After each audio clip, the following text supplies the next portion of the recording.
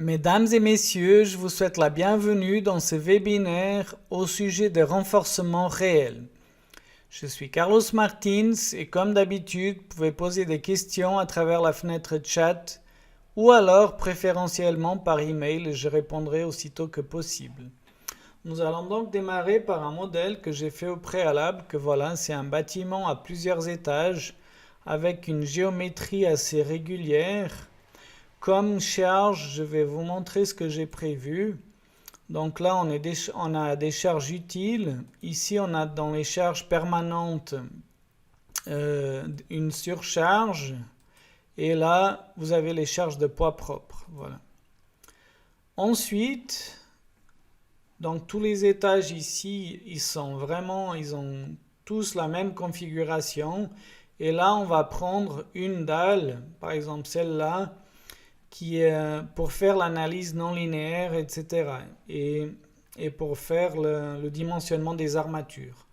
Pour cela, j'ai déjà créé au préalable, vous voyez ici, une partie définie par l'utilisateur que voilà. Ensuite, je vais mettre en vue depuis dessus. Là, j'augmente un petit peu pour faire zoom. Là, je mets transparent et je vais désactiver l'affichage des charges. Voilà. Après cela, je suis prêt à aller dans études béton armé et là, je peux appliquer les paramètres d'armature.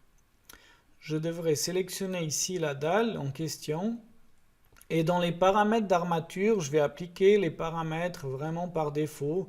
Juste ici, je vous rends attentif, voilà, par défaut, appliquer l'enrobage béton minimal. Si vous voulez mettre un enrobage personnalisé, vous devez décocher et mettre l'enrobage personnalisé. Et aussi quand vous êtes en automatique, ce qu'il faut savoir ici, les distances, c'est dû à ce diamètre. Par défaut, c'est 16. Si vous mettez 10, ici, les distances, elles vont changer, quoi. Si je mets par exemple 10, voilà, vous voyez, ça change. Voilà. Ensuite, voilà, je vais tout simplement valider. Et là, après quelques secondes, nous aurons donc les armatures calculées. Ce n'est pas des armatures réelles, c'est les armatures calculées par le programme. Là, vous voyez, vous avez les armatures inférieures direction X, ici direction Y, supérieure direction X, et là, supérieure direction Y. Voilà. Je reviens à mon point de départ. Ensuite, surtout si vous faites un calcul non linéaire, vous devez mettre en place des armatures réelles. Pour le faire, on clique ici sur le bouton armature réelle et là de nouveau, voilà, dans la première partie de la fenêtre, vous pouvez appliquer un enrobage de béton minimal directement ou alors définir vous-même. Voilà.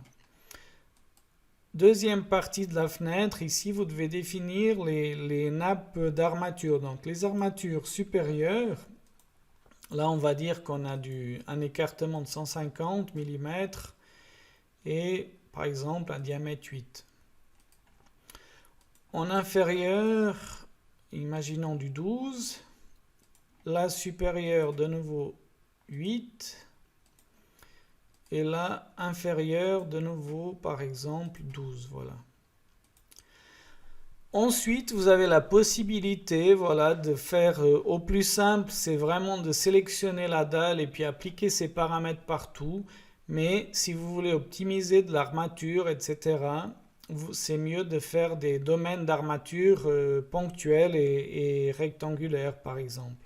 Pour le faire, vous devez cliquer ici sur le bouton, par exemple, et là, on va appliquer ces paramètres d'armature que je viens de définir, par exemple, dans ces deux zones. Vous avez bien entendu la possibilité après d'éditer ces zones. Ici, par exemple, vous pouvez tout simplement ici dire, ouais, là, je veux pas d'armature supérieure. Vous pouvez tout simplement effacer une. Ou alors ici, voilà, je vous dis, ouais, j'ai quand même j'ai besoin d'un diamètre plus haut, donc vous mettez 14, validé, etc. Mais il y a quelque chose d'encore beaucoup plus simple que ça. Grâce à notre application Ingwer Suggestion automatique de plan d'armature, en cliquant ici, Cette application, elle va selon les efforts, donc d'abord on va sélectionner, après je vous explique, sélectionner la dalle, valider. Selon les efforts, donc elle va nous appliquer des armatures réelles vraiment aux endroits où on a besoin. Donc vous aurez plusieurs secteurs avec différents types d'armatures, avec différents écartements, ou alors le même écartement mais différents diamètres. Ça dépend de ce que vous allez choisir dans le tableau d'armature. Je vais justement vous expliquer dès que la fenêtre elle sera ouverte. Ça prend quelques dizaines de secondes jusqu'à ce qu'on puisse choisir le type d'armature, etc.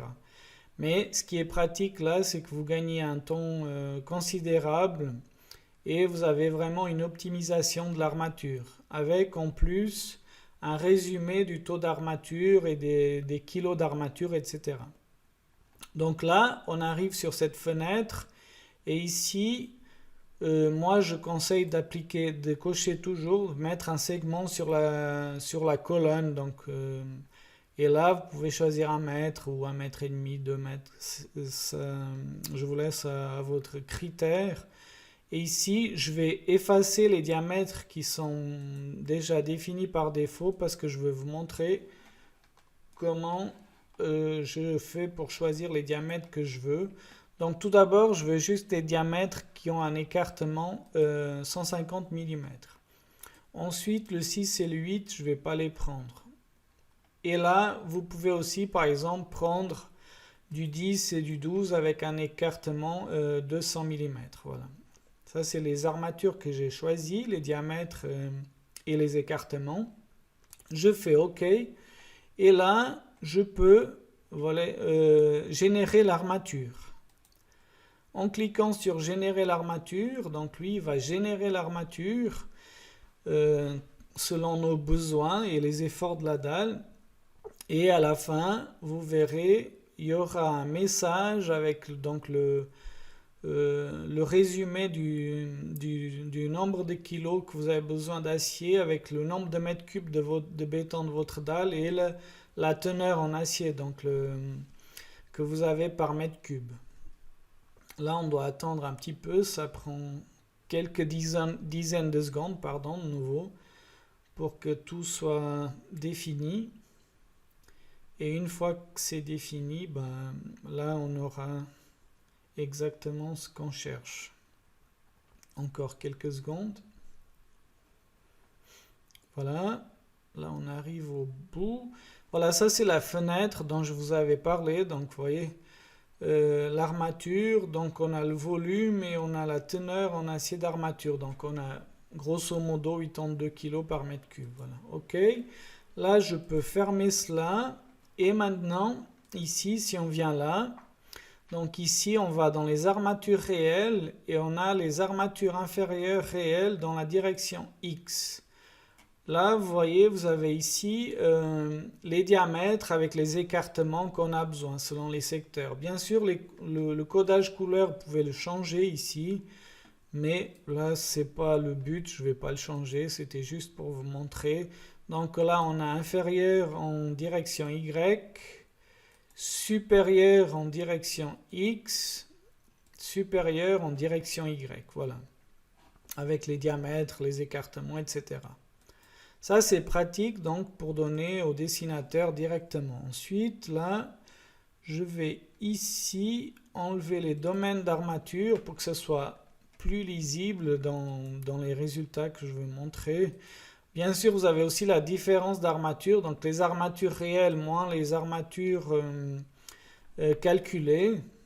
Vous pouvez, pour faire un petit contrôle, etc., vous pouvez bien sûr faire cela selon plusieurs façons. Ensuite, dans la résistance au cisaillement, donc ici vous avez la force de cisaillement spécifique résultante. Pardon, là je dois juste mettre ici. Ensuite, ici, vous avez la direction principale pour le cisaillement. Donc voilà. Ici, vous avez donc la résistance au cisaillement sans armature de cisaillement, etc., etc. Ensuite, Là, peut-être celui-là, il est aussi intéressant. Les armatures spécifiques pour le cisaillement requis. Si je viens maintenant dans la fissuration, ça c'est la fissuration avec les armatures existantes ou réelles. Voilà. Là, c'est en bas. Fissuration dans la partie inférieure, par exemple. Et là, dans la partie supérieure. Ici, vous avez aussi la fissuration avec l'armature calculée. Donc là, je vais juste ouvrir une fenêtre pour vous montrer la différence entre une et l'autre. Là, j'augmente un petit peu, voilà. Voilà, comme ça. Et de ce côté, donc ici, de ce côté, je vais mettre avec les armatures calculées. Vous verrez qu'on a grosso modo les mêmes valeurs, mais les valeurs aussi, elles peuvent différer. Parce que dans les armatures calculées, vous avez vu que j'avais un diamètre 16 et donc la position des différentes nappes, elle est différente par rapport à ici. Voilà. Juste ça. C'est pour ça qu'aussi on peut avoir une légère différence. Voilà, je vous ai rendu attentif pour ce point. Maintenant, je vais vous montrer autre chose. Là, je mets perspective et je vais afficher tout le modèle. Voilà. Maintenant, dans la deuxième partie, je vais calculer. Avant cela, je vais enregistrer. Donc, je vais faire un calcul non linéaire de cette dalle. Bien sûr, si vous voulez faire un calcul non linéaire, vous pouvez le faire de tout le bâtiment, mais ça va vous prendre beaucoup plus de temps et c'est un petit peu des fois contre-productif, puisque là, on a exactement la même physionomie de dalle à tous les étages là. Donc là, ce que je conseille pour gagner du temps, c'est de nouveau avec l'application Ingware 3D2. Avec cette application, nous allons exporter cette dalle.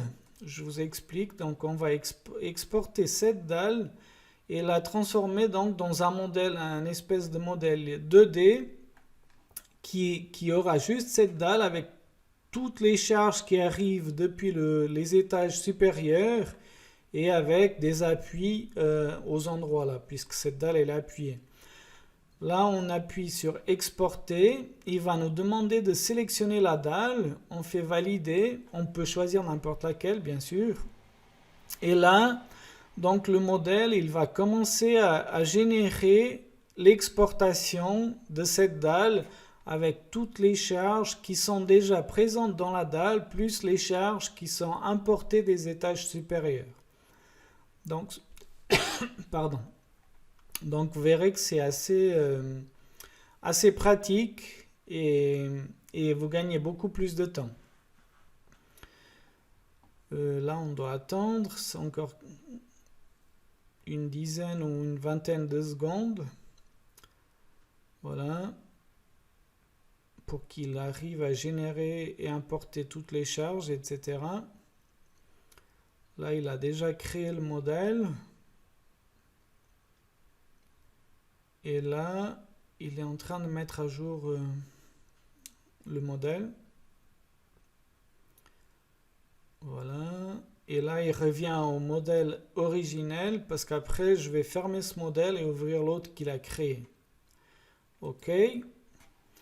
Là, je vais tout simplement fermer ce modèle et ouvrir le nouveau qu'il a créé. Voilà. Donc ça, c'est le nouveau qu'il a créé. Vous voyez ici, vous avez des appuis selon selon la configuration qu'on avait en dessous. Et là, si on regarde maintenant les charges, donc là, on a les charges de poids propre. Ici, on a les charges de surcharge. Ça, c'est le poids propre importé des étages supérieurs. Ça, c'est la surcharge importée des étages supérieurs aussi.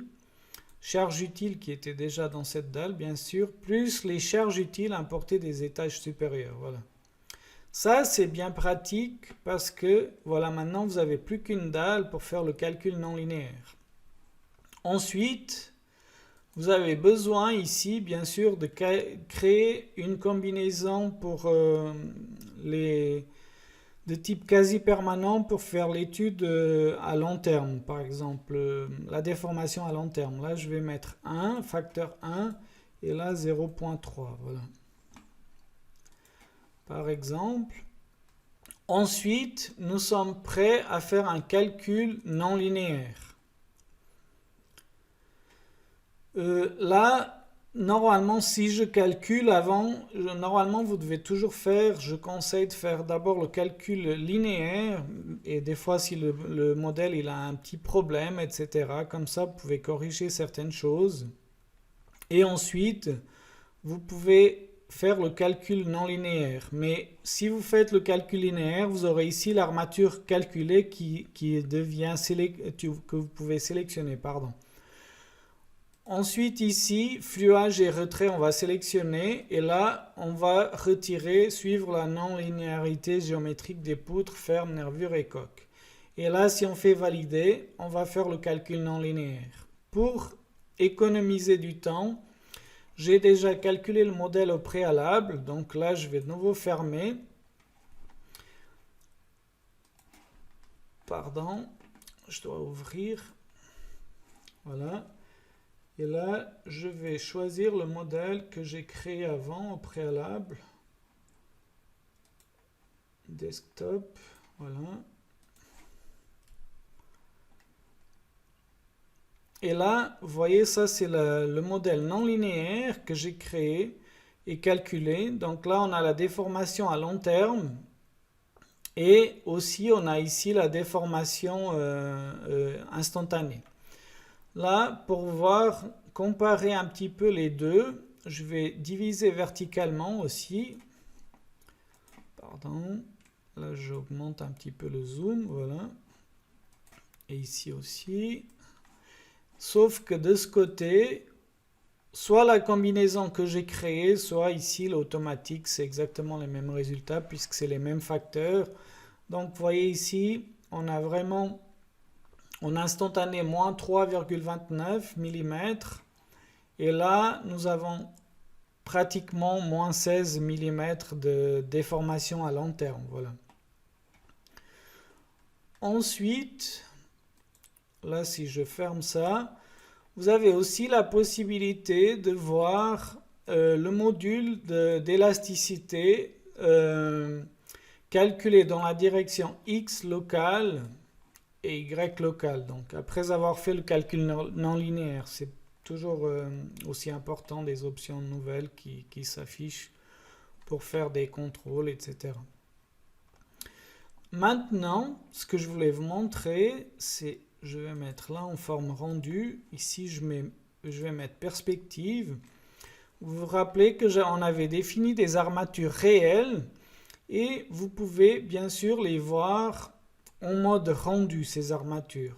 Là, pour le faire, nous devons venir en option de rendu et ici activer les fenêtres pour les armatures. Si vous avez des sommiers, des piliers, etc. avec déjà le dimensionnement avec les armatures, vous aurez dans la vue 3D ces armatures. Là, vous voyez, ici donc on a les armatures qui s'affichent en 3D. Ensuite, une fois que vous avez ces armatures en 3D, vous pouvez bien sûr les exporter pour qu'elles soient ouvertes dans un programme de dessin compatible. Donc, pour le faire, nous allons exporter cela au moyen de... Là, j'affiche la fenêtre. Donc, exporter ces armatures. Ici, vous pouvez sélectionner les différents paramètres pour que ça soit exporté selon vos souhaits. Et là, en faisant valider, on aura l'exportation IFC de ces armatures. Bien sûr, vous avez aussi la possibilité d'exporter en SAF, etc., qui sera compatible avec certains programmes et qu'on verra dans un autre webinaire. Mais si on exporte en IFC, ensuite vous pouvez importer avec des programmes compatibles. Voilà. Là, je viens d'exporter en IFC et vous pouvez ouvrir ces armatures même dans un programme qui est par exemple, BIM Vision ou alors un autre, ces armatures qu'on vient d'exporter, voilà. Là, vous voyez ici, on a les armatures qu'on a exportées. Voilà. Aussi, bien sûr, là, c'est juste BIM Vision, c'est juste pour visualiser qu'est-ce qu'on a exporté, mais vous avez aussi la possibilité d'exporter directement dans un programme, comme je l'avais dit, compatible dessin, et ainsi le dessinateur, il a directement la distribution et les bons diamètres sur son programme de dessin pour générer la liste d'armatures. Voilà. Euh, pour aujourd'hui, donc, c'est tout ce que j'avais à vous montrer. Prochain webinaire. Comme d'habitude, pardon, je vous conseille de vous abonner à notre page YouTube. Ainsi, si vous n'avez pas pu suivre ce webinaire, vous recevrez des notifications, etc. Et vous pouvez interagir, voilà, et commenter la vidéo. Prochain webinaire, ce sera le 21 juin, parce que voilà, ce sera une semaine plus tôt que prévu, car à partir du 25, je serai en vacances d'été pendant 2 semaines. Alors c'est pour ça que j'ai anticipé le prochain webinaire. Donc ce sera le 21 juin à la même heure qu'aujourd'hui, quoi. Pour ma part, je vous souhaite un bel après-midi. Je vous remercie beaucoup de m'avoir suivi et à très bientôt. Merci beaucoup. Au revoir.